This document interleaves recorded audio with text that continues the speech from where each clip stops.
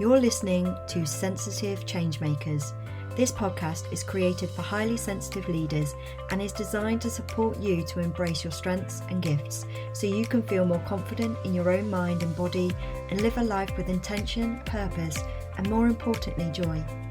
I'm your host, Kate Carter, a fellow HSP who has a BA Honours degree in education, is a fully trained and qualified professional coach and NLP practitioner, and has over 17 years of teaching and over 3 years of coaching experience supporting highly sensitive people.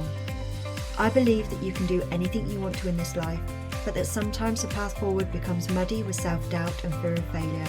It's my mission to help sensitive thought leaders peel away the self-doubt and stories holding them back, for them to see their own beauty and strength so they can increase self-confidence and self-trust through thought and embodiment work, and see their path clearly and move forward confidently, living their life with intention and purpose. I would love for you to come and join us. Hello and welcome to Sensitive Changemakers. I hope this episode finds you well whenever you're listening to this. It is definitely Christmas over here, feeling very Christmassy. I went home to my hometown over the weekend to see my sisters and my mum.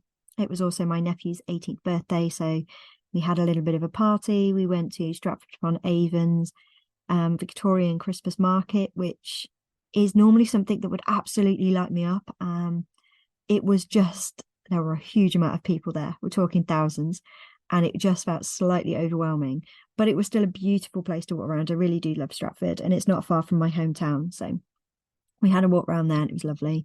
And then on the Saturday, I spent some time with my mum and my sister and my nieces, and we watched a couple of Christmas movies and kind of got into the spirit. So it was just a lovely, heartwarming weekend, especially after last week where I wasn't feeling so great. So it was a wonderful kind of end to the week.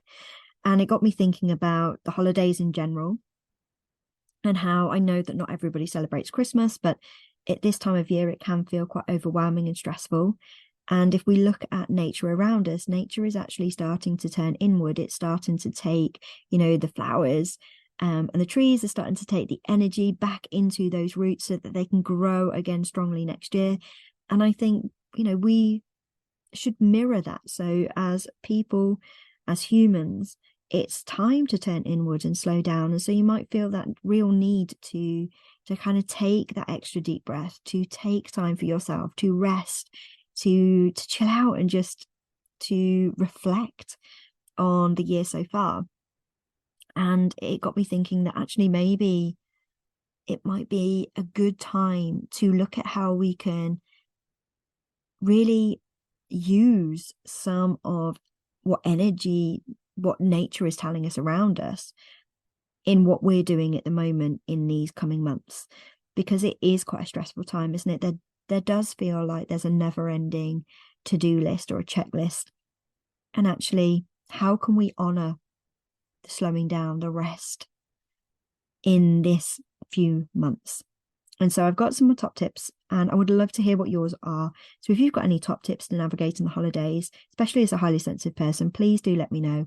I will love to share your ideas on social media so that, that'd just be a lovely thing to do at this time of the year, just to kind of share other people's ideas as well. So the first one is something that I really struggled with for a long time. And I always say that you can't change something you don't know. And for a long time, I had a lot of automated responses, which a lot of us do. And so I would just go through the kind of processes that I'd been conditioned to go through from childhood without really questioning them, without really being conscious in my decision making. And actually, one of the things that I did decide to do a few years back was actually looking at what's important for me for the next few months, and then using that as a lens to see things through. Because what I found that I was doing, and you might relate to this, is I was saying a lot of yeses to people, and I was saying a lot of absolutely fine to lots of different people, and not really thinking about why I was saying yes, what that meant. And so I find this question or this statement just really useful in order to get clear on what you want to be doing this time of year. And this isn't about being selfish, because, you know, what's important to you might be family right now or spending time with family. But what it enables you to do is look through different things that are going to pop up over the next few months and use it as a lens to see those invitations through. So if you get invited to a party, is that in line with what's important for you at the moment? If yes, great. If not, then you can say no. And it's not, I know we have, you know, difficulties, should I say, in saying no as a highly sensitive person. But this allows you to say no for a reason. You're not, it doesn't feel like you're saying no because you're mean or you're selfish or anything like that. You're saying no because you want to say yes to something else. And so you're saying no to going to a party, for example, because you want to say yes to spending time with your family. And so using this as a lens to see things through can be really empowering and actually really support you in creating some boundaries, but also in saying yes to the right things. So you can also say no to the right things, which enables you to kind of take that control back and to live life with a little bit more purpose. And so I hope that makes sense. The second one is, and again, following on from the first thing, is sometimes we do a lot of things this time of year that our parents did or that our families did because they were traditional or because that was a tradition, for example. And so one of the examples I can use here is I used to go to the shops a lot to go and get Christmas presents because that's what my family did and that's what I grew up doing. But actually I found it, like we've spoken about before, I found it really overwhelming at this time of year because there are so many people in the shops. I do find I get a very physical response. Like I start to sweat, my heart beats, I get kind of shaky just because I do find it incredibly overwhelming to be in those kind of situations. And so how can I make things easier for myself is the second thing. And so shopping online is something I do a lot more now. And what I love to do is actually look at the small businesses that I can support through doing that, which I can't necessarily do if I go into the shops. And so looking at places that I can support is one of the things that I love to do. And it actually makes things a little bit easier for me as well. So that's my second thing, is asking you the question, how can you make things easier for yourself this time of year? The third one is asking for help. So when I was with my family over the weekend, one thing I noticed was how it felt like a lot of female members of my family felt like it was all on their shoulders, and that if they didn't do it, nobody else was going to do it. And it got me thinking, because I feel I'm in a very different situation. My husband is very active around Christmas time. He does a lot of the present buying. We sat down last night, for example, and we wrapped the presents together. So I feel incredibly grateful that I have that. And this brought it home to me that not everybody has that. Not everybody has that support system. And so the third one for me is asking for help. How can you ask for support during this time? And if you don't feel that you can get that from your close family, can you get that from your kind of extended family or from your friends, so that you've got that support system so it doesn't feel like everything's on your shoulders? And again, this kind of fits in with the saying no thing to me. So not only do we find it difficult to say no to things, we always find it difficult to ask for things as well, because we don't want to put people out, because we don't want to be a pain. But actually, some people really like to be useful. Some people really do like to help others.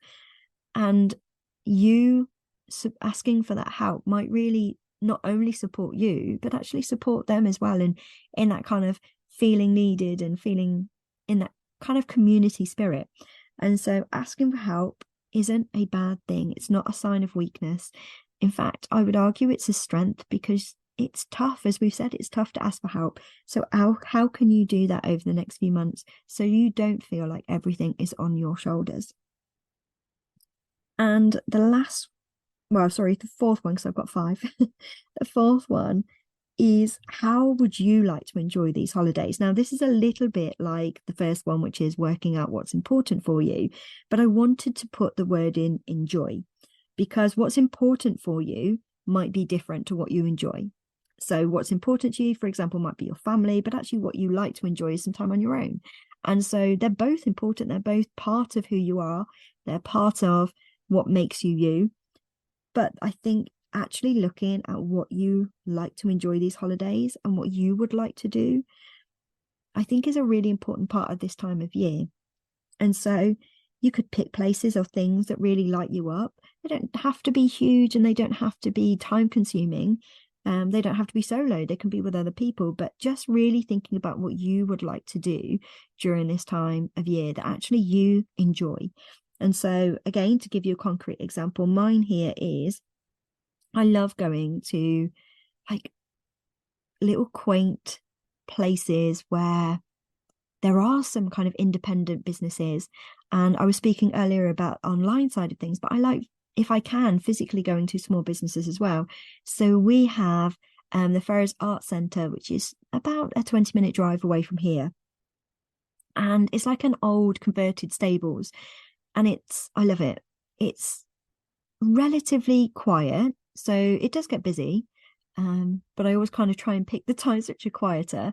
But they have loads of really small businesses. So one of them is called Paint a Pot, which me and my friend went to a couple of weeks ago, which is where you literally go in there, you pick a pot. So you can pick like there's plates or mugs or ornaments or anything like that. And then you get to paint it, and then they glaze it and they put it in the urn for you, and then you collect it in a couple of weeks.